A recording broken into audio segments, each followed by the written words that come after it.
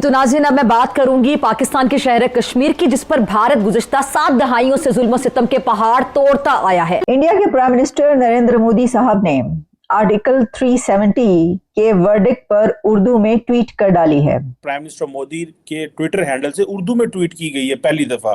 वो जो इंग्लिश में उन्होंने ट्वीट की और फिर उन्होंने उर्दू में की ताकि पाकिस्तानियों को समझ आए कि इंडिया क्या कहना चाहता है। पाकिस्तानी मीडिया में मौत आ गई लोगों को, भाई पाकिस्तानी मीडिया में मौत आ गई। सर पकड़ के रो रहे हैं लोग, ये क्या हो गया, क्या हो गया। तुम्हें तो मैं बांध के आया था और 2 टके का अब्दुल्ला खान साहब। ये चीख चिल्लाहट और 2 टके की बातें पाकिस्तान की संसद में हो रही थी। जालिमों, मोदी साहब का पंच आ गया है। उससे बढ़ के आपकी जितनी मुस्लिम कंट्रीज हैं वो आप उनसे पूछिए ना कश्मीर पे वो हमारे साथ कितना खड़े और इंडिया के साथ कितना खड़े। मुसलमान दुनिया में से अभी तक कोई स्टेटमेंट इसमें कुछ भी नहीं आया। कई लोग कहते हैं जी पाकिस्तान के पास क्या ऑप्शन है, पाकिस्तान क्या कर सकता है, शोर ही डाल सकता है, बातें ही कर सकता है। अगर ये पाकिस्तान सारी आवाम इकट्ठी हो जाए तो वो कुछ भी नहीं है हमारे सामने। उनकी आवाम अगर इकट्ठी होगी तो क्या होगा अपना। उनके पास कितना हैवी मिसाइल नहीं, हमारे पास एटम बम है, अगर हम चाहें तो चला सकते हैं। तो क्या इंडिया के पास एटम बम नहीं है? उनके पास इतना नहीं है जितना पाकिस्तान के पास है। कोई कहता है जिहाद फी सबीलिल्लाह, चढ़ जाओ घोड़े पे और तलवार लेके लाल किले के ऊपर सबसे हिलाली परचम इंशाअल्लाह लहरेगा, इंशाअल्लाह। आप भी बोलिए इंशाअल्लाह, ठीक है भाई। एक तो ये हो गया। 70 साल नारे लगाए हैं। नारा तो हम आज भी लगाते हैं। मेरा ख्याल है कि जब भी कभी स्कूल की असेंबली होती है तो यही कहते हैं कि हम कश्मीर हमारे पाकिस्तान का हिस्सा है और हम उसको लेके रहेंगे, लेकिन हम उनकी आवाम के लिए कुछ भी ऐसा नहीं कर पा रहे। लेकिन अब सुप्रीम कोर्ट तो कह रही है कि आर्टिकल जब हट जाता है तो पाकिस्तान की ग्रिप तो जम्मू एंड कश्मीर पर से खत्म हो गई ना। पाकिस्तानियों को कोई जूता, मिर्गी में जूता ही सुंघाते हैं ना, मेरा ही जूता ले जाओ लाहौर यार, 2-4 को सुंघा दो, ठीक हो जाएंगे। तो इनका बैंड बजा हुआ है पाकिस्तानियों का, बड़ा मजा आ रहा है। Today is a great day यार।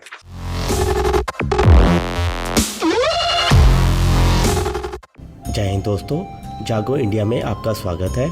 जैसा कि आप लोग जानते ही होंगे, आर्टिकल 370 के हटने के 4 साल के बाद सुप्रीम कोर्ट का एक फ़ैसला आया है कि मोदी सरकार ने जो ये फ़ैसला लिया था 370 को हटाने का, ये फ़ैसला सही था।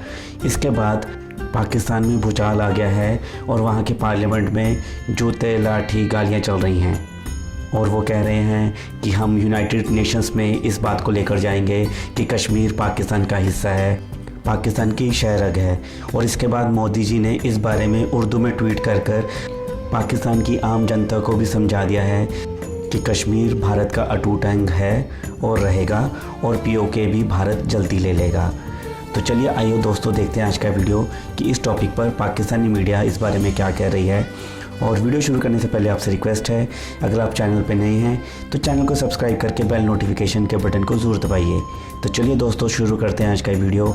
जय हिंद, जय भारत। तो नाज़रीन, अब मैं बात करूंगी पाकिस्तान के शहर कश्मीर की, जिस पर भारत गुज़िश्ता 7 दहाइयों से जुल्म सितम के पहाड़ तोड़ता आया है। और आज एक मर्तबा फिर भारत की जानिब से कश्मीरियों के हक पर डाका डाला गया। भारतीय सुप्रीम कोर्ट ने मकबूजा कश्मीर की खुसूसी हैसियत बहाल करने से मुतालिक दरख्वास्तें मुस्तरद कर दी। याद रहे कि 5 अगस्त 2019 को इंतहा पसंद मोदी सरकार ने भारतीय आइन की शिक 370 के खात्मे का ऐलान किया था। ये वही आर्टिकल 370 है जिसके तहत रियासत जम्मू कश्मीर की नीम खुद मुख्तार हैसियत और खुसूसी इख्तियारात हासिल थे। पाकिस्तानी मीडिया में मौत आ गई लोगों को, भाई पाकिस्तानी मीडिया में मौत आ गई। सर पकड़ के रो रहे हैं लोग, ये क्या हो गया, क्या हो गया। कोई कहता है जिहाद फी सबीलिल्लाह, चढ़ जाओ घोड़े पे और तलवार लेके लाल किले के ऊपर सबसे हिलाली परचम इंशाअल्लाह लहरेगा, इंशाअल्लाह। आप भी बोलिए इंशाअल्लाह, ठीक है भाई। एक तो ये हो गया।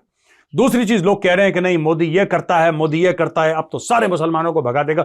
यही इनका बकवास जो है पाकिस्तानियों का। फिर पाकिस्तान कहते हैं कि पाकिस्तानी ये कहता है हम लोग इतने जाहिल क्यों हैं। कोई बताएगा पाकिस्तानी इतने जाहिल क्यों है? कोई बताएगा पाकिस्तान में इतनी गरीबी? क्योंकि तुम्हारा दिमाग गलत जगह है भाई। स्कूल जाओ, पढ़ाई लिखाई करो, दफ्तर जाओ, कामकाज करो, पैसे कमाओ, अपने बच्चों को पढ़ाओ। ये जिहाद फिहाद छोड़ो। मार मार के सुअर बना दिया इंडिया ने तुम्हारा, अभी तक तुम्हारे दिल से जिहाद नहीं निकल रहा। और सारे टीवी एंकर मोटे मोटे पेट लेके, इनके जो पैनलिस्ट आते हैं मोटे मोटे, ऐसे ऐसे गर्दनें ऐसी कि कोई उनको फांसी ना दे पाए, ठीक है, क्योंकि फांसी के अटकने के लिए जगह चाहिए ना। ये बिल्कुल ऐसे गले, बिल्कुल सट से ऊपर फंदा निकल जाएगा अगर किसी ने फांसी दी उसको। इतने मोटे मोटे कोरमा खा खा के, ठीक है। कोई मुंह में बिरयानी डाल रहा है, नाक में कोरमा डाल रहा है, इधर मिठाई डाल रहा है, पता नहीं क्या कहां क्या डाल रहा है। अच्छा, उसके बाद ये कहते हैं कि नहीं 370 किस तरीके से उन्होंने सुप्रीम कोर्ट ने अपहेल्ड करा, इसका एब्रोगेशन ये बिल्कुल गलत है, ये वो हम ये कर देंगे वो कर देंगे। इनकी बकवास सुनना दोस्तों। मैं एक बात बताऊं आपको, नेटफ्लिक्स, अमेजॉन प्राइम, हॉटस्टार सब छोड़ो यार, सब छोड़ो, मैं बता रहा हूं सब बकवास है। पाकिस्तान के आगे जितनी एंटरटेनमेंट ये लोग provide, and they are having a major meltdown. ये पागल हो रखे हैं अभी पाकिस्तानी। आप जाके देखो इनका यूट्यूब में, इनके टीवी चैनल्स, ऐसे मुंह से झाग निकल रहा है इनको ऐसे मिर्गियां जैसे जूता सुंघाओ कोई यार। इनको पाकिस्तानियों को कोई जूता, मिर्गी में जूता ही सुंघाते हैं ना, क्यों प्रोड्यूसर साहब जूता सुंघाते हैं? प्रोड्यूसर भी हमारे ये कहते हैं हाँ साहब जूता तो सुंघाते हैं मिर्गी में, मेरा ही जूता ले जाओ लाहौर यार, 2-4 को सुंघा दो ठीक हो जाएंगे। तो इनका बैंड बजा हुआ है पाकिस्तानियों का, बड़ा मजा आ रहा है। Today is a great day यार। इंडिया के प्राइम मिनिस्टर नरेंद्र मोदी साहब ने आर्टिकल 370 के वर्डिक्ट पर उर्दू में ट्वीट कर डाली है और पाकिस्तान के फॉरेन मिनिस्टर जलील अब्बास जिलानी साहब ने स्टेक होल्डर्स को बुलाने की धमकी दे डाली है। जालिमों, मोदी साहब का पंच आ गया है। ये जो ट्वीट उर्दू में की गई है, ये क्यों की है, किस लिए की है, इसमें क्या लिख डाला है, क्या जुल्म कर डाला है? तो जालिमों, हुआ कुछ यूं है कि मोदी साहब ने जो फैसला आया आर्टिकल 370 पर, उसको बयान करने के लिए एक ट्वीट उर्दू में दाग दी है।